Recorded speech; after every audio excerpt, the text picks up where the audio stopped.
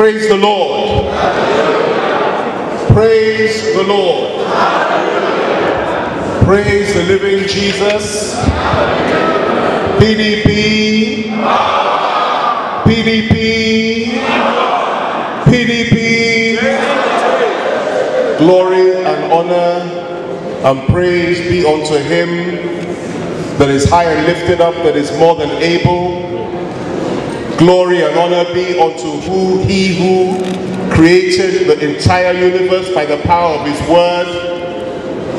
Glory and honor be unto him who has kept us safe and who has established his counsel in this world and indeed in this nation. Glory, praise and honor unto him who determines the future, who establishes the present, and who looks back into the past.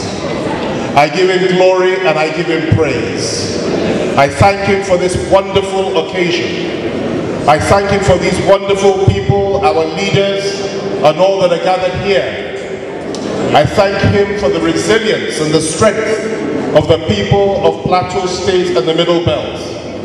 I thank him for our nation, Nigeria. Most important of all, I thank him for life, for peace, for joy, that he shall bestow upon our nation, regardless of that which the enemy has set in motion. Glory and honor and praise be unto him, because he alone keeps us safe, and he alone grants us victory over our collective enemies.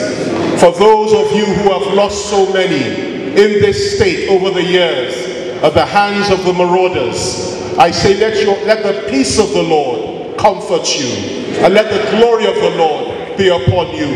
For it is in him that your hope lies, not in any political party, not in any leader, not in any individual, not in anything other than him, his power, his strength. For this is his state, this is his nation, this is his world. And I honor him before anything else today, and I give him the glory. Ladies and gentlemen, permit me to first of all acknowledge the fact that I am delighted to be here. I'm humbled to have been invited. And I'm delighted at the fact that I'm here sharing a platform with my big brother, friend, and somebody that I have considered and have taken as a father to me, and that is Senator Jonah David Jang, who is a great inspiration and who over the years has taught me and so many in my generation so much about the challenges of the Middle Belt and indeed of this nation. In him you have a great treasure, and I'm glad to see the way in which you have spoken of him and addressed him here today, because he deserves this honor, and he has been a great man, a great ambassador, a great father to this community and indeed to Nigeria. So it's an honor for me to be here, sir. It is an honor that I am sharing a platform with you. I also wish to acknowledge another big brother who is ably represented here and who is running for the governorship of this state. That's General Hussaini, a man that I've come to know over the years, and another great son of the Plateau. And I know that by the grace of God, he will be the next governor of this state. I wish to thank my brother, Musa, for inviting me here today, and his group. I thank you very much. I hope you know what you put yourself into by inviting me here, because I do not intend to pull any punches. And I think that's as it should be. And I think that the people of this great state deserve nothing but the truth, and today I will try my best to convey that truth to them. I wish you the very best in your election, and I know that you will do very well, because none can do better than you. I wish to also acknowledge the presence of our senatorial candidate for this region, and I know that you will get there. God will guide you, and once you've been elected, God will give you the strength and the courage and the fortitude to build on the great foundation and legacy of our father, Governor Jang. Now, permit me to stand on all protocols, and then permit me to get to the point. I have been asked to come and say a few words about the importance of defending our votes in order to sustain democracy, and also to find a way to ensure that the next generation flourishes and has a place in this contraction called Nigeria. Now, I have to start by saying this. I will not speak as a politician, because politicians tend to be careful in what they say, and they tend to always wish to be politically correct. I believe that it's important to always speak the truth and to cut the chase and ensure that those truths contend with the evil in our land. I believe that the only way that you can take on falsehood and evil and tyranny and to confront them frontally is with the sword of truth. And therefore, those truths must be spoken, no matter how uncomfortable they may appear, especially where you believe there is what we will call an existential threat. Existential threat to our people, our faith, our nationality in terms of ethnicity, ethnic nationality, our survival, and also our self-respect and dignity. More than any other state in the Federation, Plateau State has suffered in the hands of those that I believe have an agenda to subjugate your people. You have suffered. And it is painful for me to say that that suffering that you have suffered has spread like a cancer throughout the whole of the Middle Belt and throughout the whole of the Federation. Many Nigerian people felt that it was okay if it happened in Plateau State alone. When they killed your people, took your farms, took your homes, raped your women, slaughtered you in the street, burnt your churches, stripped your clerics bare, stripped them naked, insulted your faith, and took everything from you. Many in Nigeria, most Nigerians said, well, it's okay, it doesn't affect us. Complicated issue in Plateau State, we're not interested. And of course, when you stood your ground and fought back, many said, that's not very good. We don't like violence. We don't want people to defend themselves. Forgetting that you were the victims of an earlier aggression, and you had the right to defend yourselves. That has been the contradiction in the history of our country. This strange belief that some are entitled to commit violence, gratuitous violence, and some are entitled to commit genocide, mass murder, ethnic cleansing, whilst others have no right to defend themselves. That is the Nigerian experience. Unfortunately for Nigeria, the cancer spread. Because you see, you suffered it long before even the creation of Nigeria. Then you suffered it again after Nigeria was created. But its most profound expression, in my view, came probably just before and during the Nigerian Civil War, when another nationality in this country suffered a similar fate. A fate they had never suffered before. But they suffered it in the hands of all of us collectively, driven by those that once killed and are still killing your people. That is the reality. And what happened? I won't go into it in depth, but I'll just mention it. 100,000 people slaughtered in the north, in Kaduna, because they were Igbos. That was in 1966, by the usual suspects. Of course, it was provoked.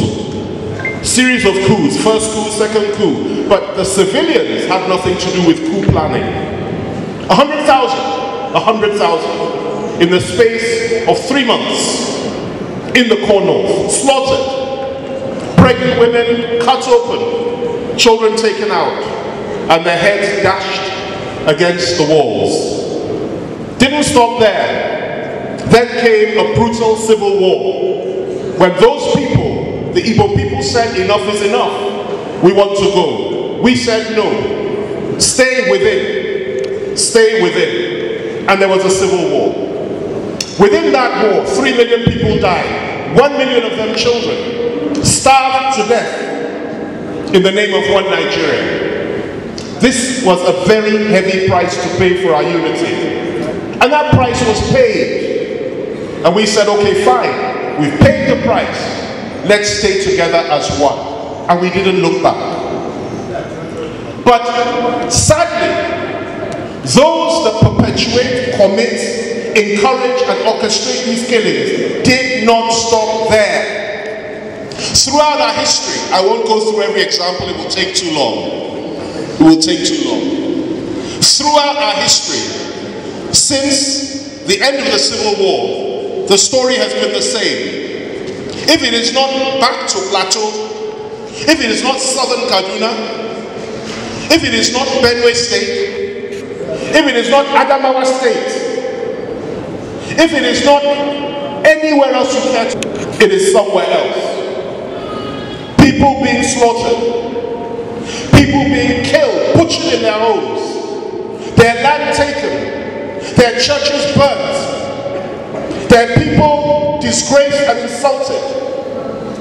And they say none should complain, because when you complain, they say it's hate speech.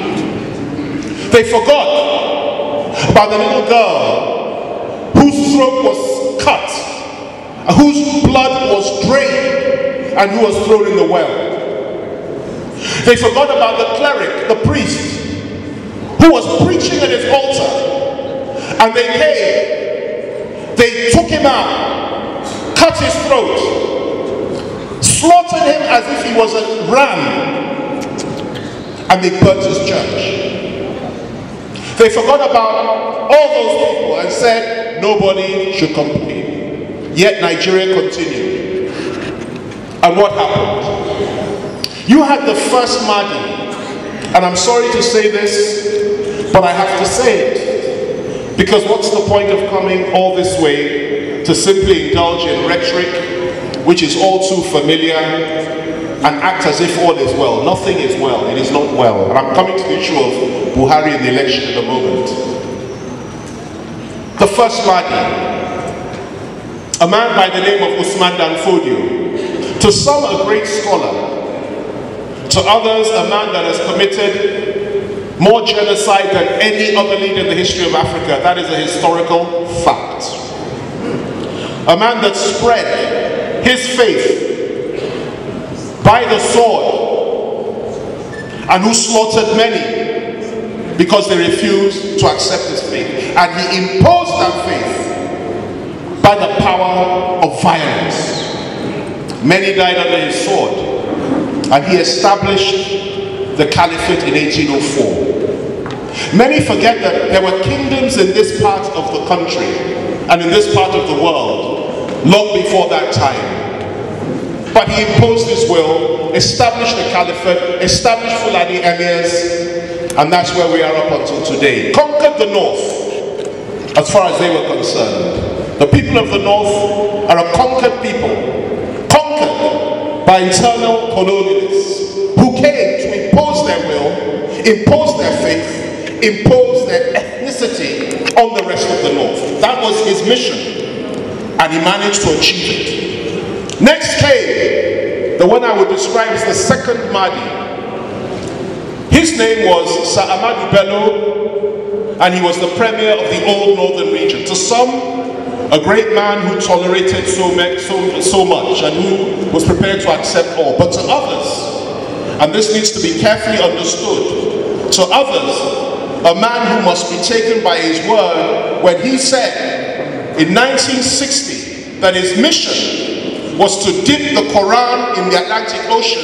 In other words, conquer the South just as his great-grandfather had conquered the North. That was his mission. And my goodness, he tried very hard to achieve that. He was the second Mahdi. And of course, it was under him that so much happened, and after he was killed, and sadly I might add, because I don't relish or take pleasure in anybody's death, not even an animal's death. I don't believe in killing people. And nothing here should be construed, to mean that I'm encouraging violence or inciting violence. I'm simply going through each step historically in order to educate and enlighten. Because that's important, that's what empowers us. So he did his bit. And of course, he tried his best to further that agenda, the Fulani agenda and the Islamic agenda. And his time came and his time went. After him came a man that I would describe as the most dangerous, the most reprehensible, the most committed, the most focused, the most ruthless, and the most diabolical of them all. A man that I've often described as the third Mahdi. And that man's name is Muhammadu Buhari.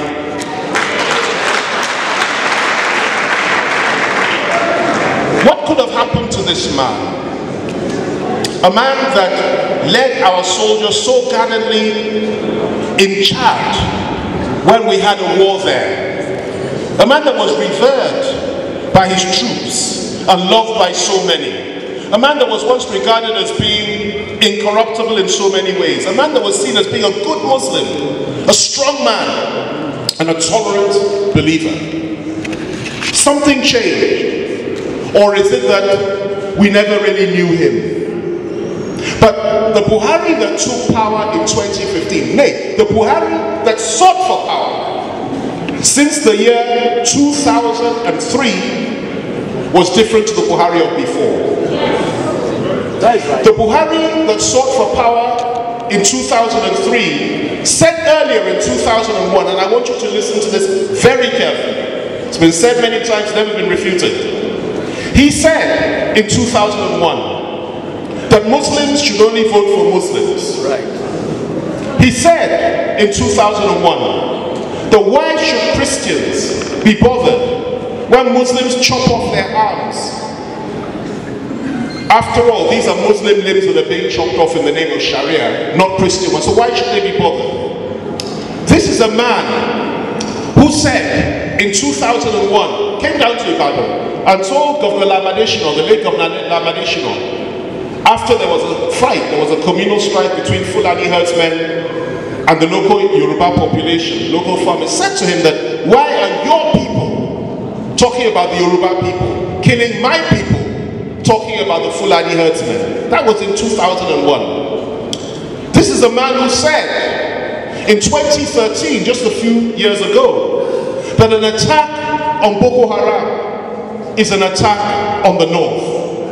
This is a man who was nominated in 2014 to be the representative and the spokesman and chief negotiator of Boko Haram in proposed talks with the federal government of that day. This is a man who Boko Haram said they trusted and that they loved. What happened to him? How did he degenerate to this level? This is a man who has openly professed his love for Fulani herdsmen, those that go all over the country, not just the middle belt, not just the north, but even the south, killing, maiming, torturing, butchering, hacking, removing the eyes of people, removing their limbs, their hearts, taking their homes in Plateau State alone. They came a few months back. I don't need to tell you, you know better than me. They killed, they took the land, and they renamed the communities. Those towns and villages they took, they didn't just take them, they renamed them and gave them alien names in an indigenous community like this. This is what they did. And yet, Buhari professes his love for them. This is a man whose soldiers slaughtered over 1,000 Shia Muslims in 2016 in Kaduna, in Zaria. This is a man that since that time His security forces have slaughtered many Shia Muslims.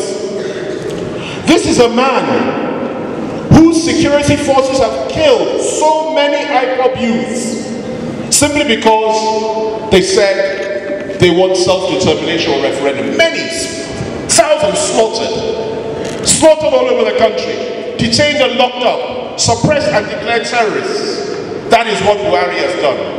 And yet this is a man who up until today has refused to describe Miyetti Allah or the Fulani herdsmen as terrorists.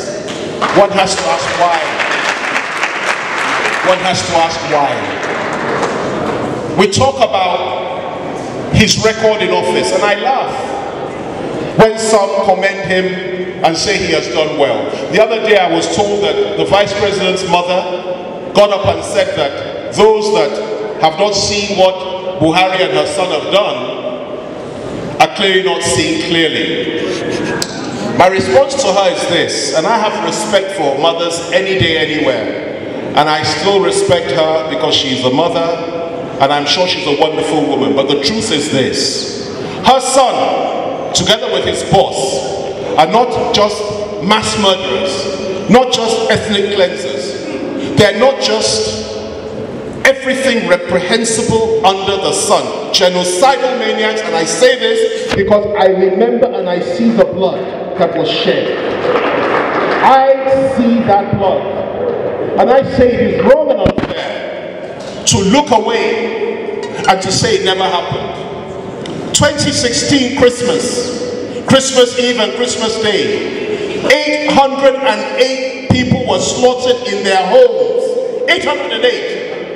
Defenseless, innocent, men, women and children, by Fulani herdsmen. Buhari never offered an apology for not protecting them. El-Rufai appeared to relish the whole thing and indeed closed down the hospital where Christians were being treated. A Christian community. They were slaughtered. And you tell me that that is a good record. You tell me that. I say no. That is a disgraceful record, and they will end up, by the grace of God, in the International Court at The Hague for crimes against humanity and for the wickedness they have indulged in. We continue to look at the situation in our country, and let's look at it closely. Then I'll get to the point. For the first time in our history, we have a situation whereby the President of the Federal Republic is a Northern Muslim. The President of the Senate is a Northern Muslim. The Chief Judge, Acting Chief Judge of the Federation is a Northern Muslim. All the security chiefs in this country, there are 17 security organizations in this country. Every single one of them, and wings of the military, every single one of them that have operational command, except for the Navy, are in the hands of Northern Muslims. It gets worse. A situation whereby the CJ is a Northern Muslim. The President of the Court of Appeal is a Northern Muslim. The President of the Federal High Court is a Northern Muslim. The Chairman of INEC is a Northern Muslim. The Chairman of the National Population Commission is a Northern Muslim. Every key appointment that has been made by Buhari in the last few months and years are those of Northern Muslims. And I ask this question: is this how a federation is meant to be? No way. Was this what we agreed on at the outset for a greater Nigeria? I have nothing against Muslims, absolutely nothing. There are Muslims in my mother's family. She used to be a Muslim, she converted. I have nothing against Muslims. But what I have against what some of them do is this idea that one religion must supersede another and the will of one must be imposed upon another. This I cannot accept as a Christian, and I will never accept. If this country, and I say this, I choose my words carefully, regardless of who is listening, regardless of who will be reported where, I will say it any day, anytime. If this country does not insist and ensure that Muslims and Christians are equal power or equals, and that Northerners and Southerners are not all equal, and that you no longer have horse and horse rider, or master and slave, or servant and master. If we do not have a country where all are equal before God, then I say, and I'll say it any day, anywhere, let there be no country at all.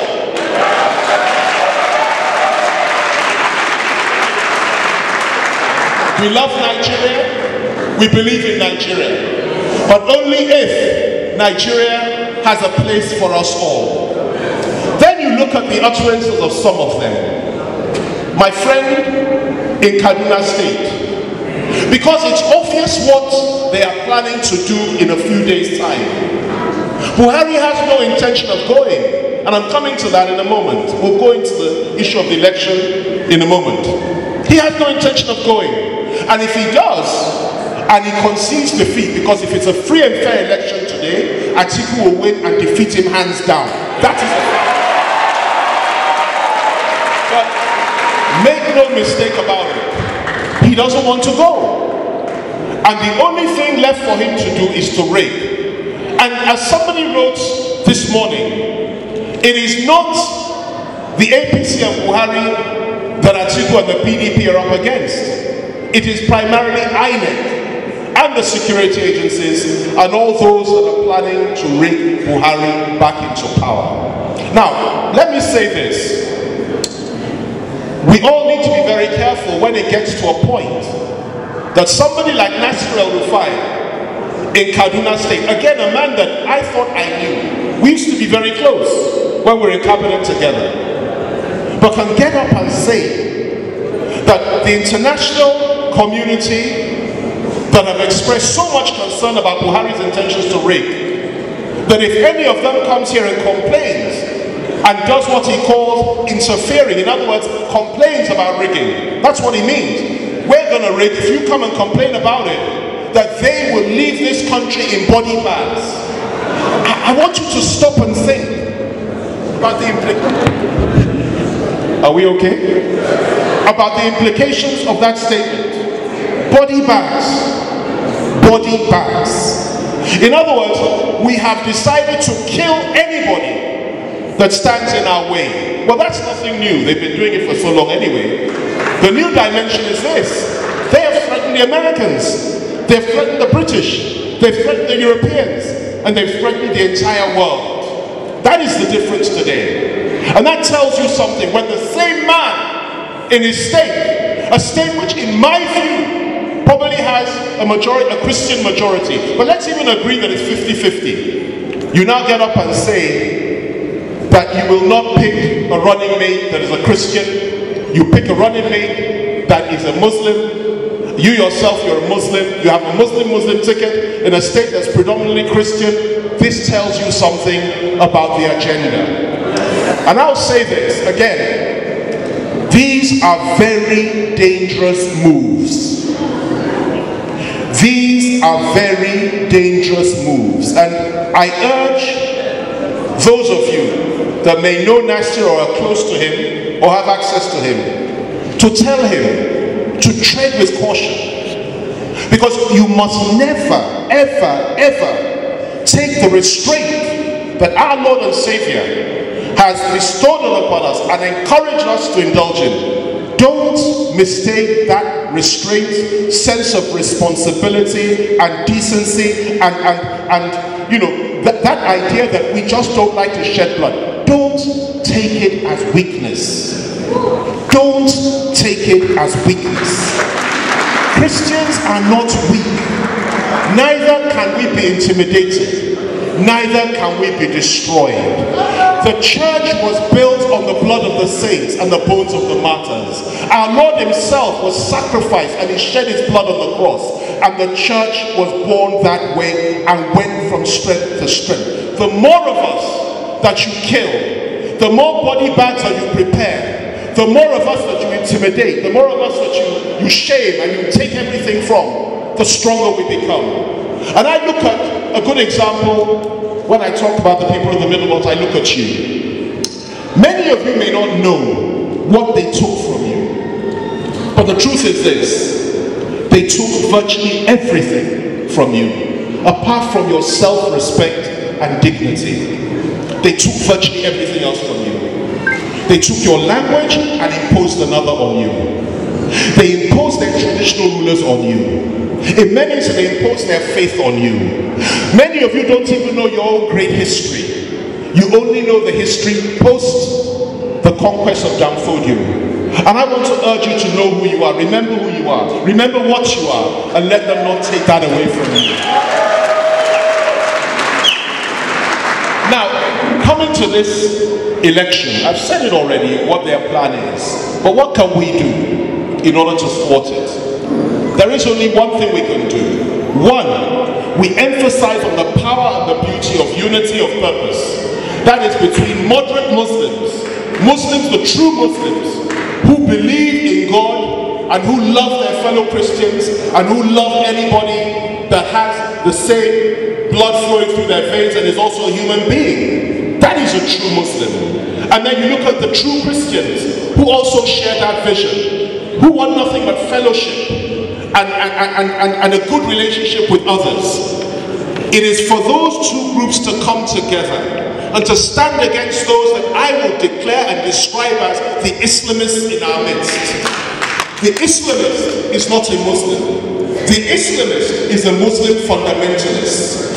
If there were Christian fundamentalists in this country, I would stand against them as well. I do not believe in the imposition of your faith in others. But in order to ensure that we win this election, we must come together with all men of goodwill and women of goodwill and say no to those that have this hegemonist Islamic agenda to impose their will on us, because that's what Buhari stands for. What Buhari wants to do is to enslave every single Nigerian. What Buhari has managed to achieve is to actually enslave a good portion of Nigerians. Enslaved in the mind, enslaved in the psyche, enslaved to a point that many of our own people literally worship those that are our oppressors. They worship them. And of course, the most despicable type of Christian or Southerner is those that I would describe as an accursed slave and a useful idiot. I've written about it many times. Somebody that has no self-esteem, that will bow before the oppressor, that will willingly give the head of his mother to the oppressor, that will rape his own daughter for the oppressor, that will kill his own father for the oppressor, that will sell his future, sell his heritage, sell his people for nothing, all just to be able to have a few crumbs from the oppressor's table. And there are many like that. And I want to say something today, and I hope that you will not find this offensive. I say it from a position of love. And I say it because I trust that it can be changed. But there are many who are supporting Buhari in this state, and indeed throughout this country, who belong to that category. You must understand that Buhari is not your friend. Buhari is not your friend. Buhari is your conqueror. Buhari is your oppressor. And Buhari is your tyrant. And I'm sending a message to the governor of this state, Lano, that he should please retrace his steps and do the best for his people. The people of Plateau State are men of honor and women of honor. They are proud people with a historical tradition second to none. We remember the Lantern Mafia. We remember all the good men and women of this part of the country. Great men that have done so much. Men like Paul Kindering and so many others. We remember them. We've read about them. We go to the White River, men like Solomon La, men like J.S. Taka, so many of them. Men like Jan that is sitting here today, so many. And men like Johnny Tanko Yusuf. You see, I know your history. And it pains me when you have a man like Malone who will come here and tell you to vote for your oppressor and support your oppressor in the name of party politics. This is unacceptable. Say to him, whilst I'm here on Plateau soil, on the soil of his mother and his father, retrace your steps. Get away from these people. said by your faith, remember who you are, remember what you are, and retrace your steps before it is too late. Another 4 years, God forbid, of this tyranny. Amen. And Nigeria will never be the same again. In fact, let me tell you this. If this man comes back, God forbid. Amen. I'm telling you, and remember this, because in 2015, when I told the world about what Buhari stood for, particularly when I was running the campaign, many within PDP criticized me for until today. They said, oh, you shouldn't have said that, don't say this, don't say that. You shouldn't have said this. Yet everything that I said has come to pass. Now let me tell you what I'm going to tell you today. If Buhari comes back, God forbid, after 4 years, there will no longer be a Nigeria. I'm telling you, I can sense it, I can feel it. You know why? Because there are many that are behind us. People like myself and so many in my generation are bridge builders. We believe in unity, we believe in peace, we believe in love. We don't want division, we don't want war, we don't want strife, we deplore violence. But there are many behind us in the new rising generation who don't have time for this. And who are saying, you have enjoyed your time. We wish to enjoy ours and our future cannot possibly lie as long as we are treated as slaves. And who can blame them? They will not stand by and watch the country being Islamized. They will not stand by and watch silently as Fulanis are put in every key position in this country. They will not stand by and allow Fulani enemies to be put all over the Middle Belt and in the South. They will not stand by and allow their father's land to be handed over to cattle herders and so on and so forth. They will not stand by and take all this. And the resistance is building by the day. And I'm saying, in order to achieve unity and peace, we must reject it. And we must go for somebody that is moderate, that is modern, that is not a hegemonist, that is not an Islamic fundamentalist, that believes in unity and peace of this country, and believes that all Nigerians are one, and that person is Abubakar Atiku.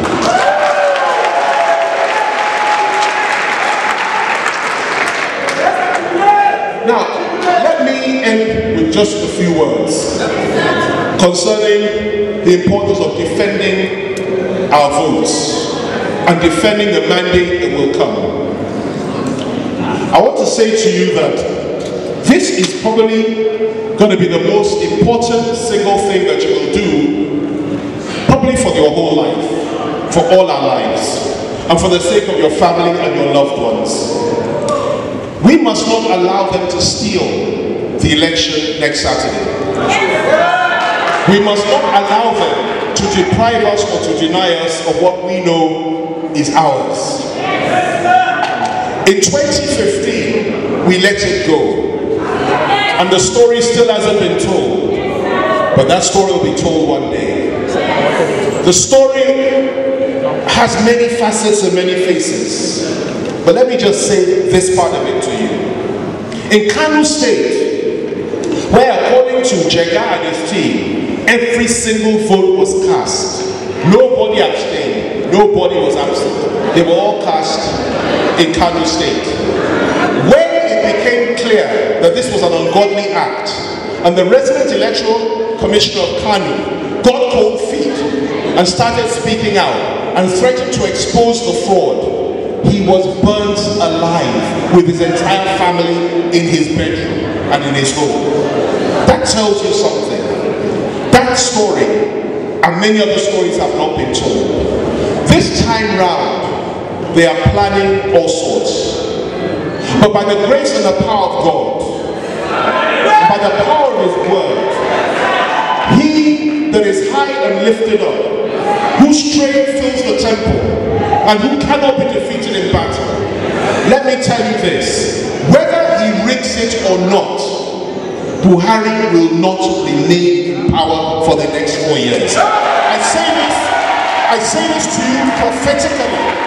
Whether he's declared winner or not, if he rigs it and he's declared winner, it will be a short-lived experience. Why?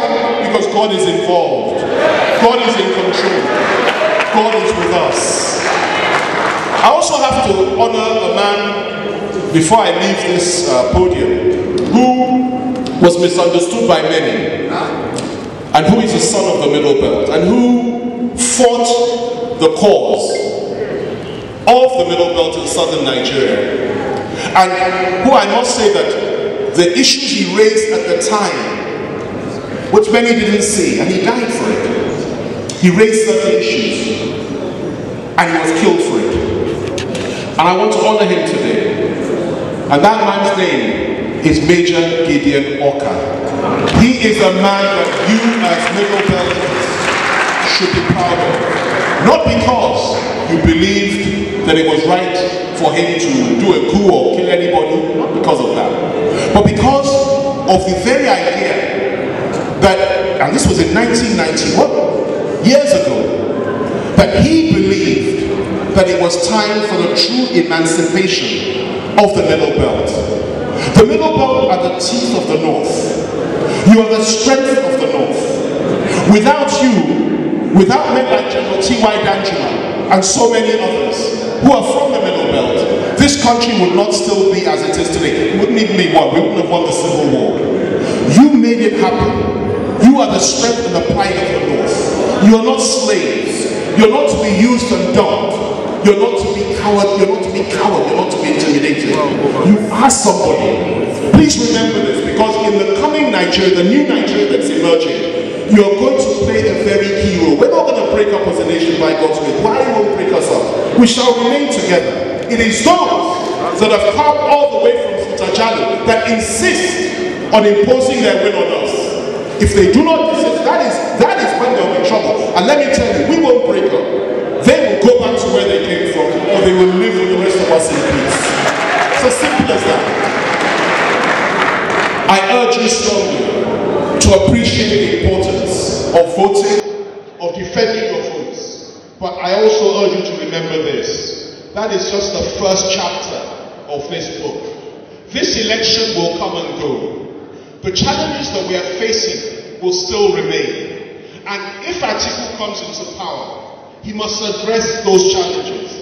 If Atiku does not address those challenges, I, Femi Fani-Kayode, will be the first to lead vanguard against him. I will do so willingly, because it is important that we don't just win an election. We must ensure that one, this country is restructured. We must ensure that two, every Nigerian is given pride and place in the streets of the people. We must ensure that there is no Fulani hegemony anymore. We must ensure that there is no religious hegemony anymore. And we must ensure that no matter where you come from in this country, no matter who you are, no matter where you were born, that we are treated as equals. That is the challenge. That is the target. That is the objective. And by God's grace, that is what we shall achieve on Saturday and from there on. Now I commit you into the hands of God.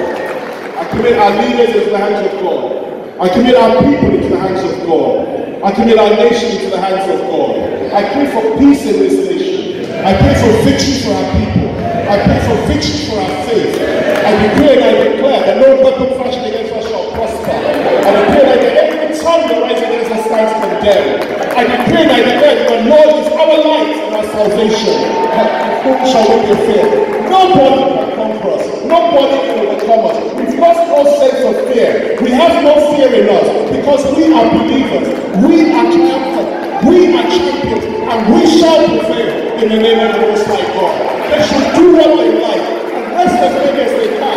They try to get us in Kano prison now. Arrest us all. Lock us all up. Detain us all. It doesn't matter. Because at the end of the day, that blood that was shed at Calvary 2,000 years ago speaks for us. And if you take FFK down, there are thousands behind it, millions behind it that will rise up. If you take down Jonathan, there are millions behind it. Our hope is in you, the younger one, to fly the flag, fight the battle, stay strong, stay focused, and never, never let them take your pride and victory away from you. God bless you, and God bless you, and God bless the Federal Republic.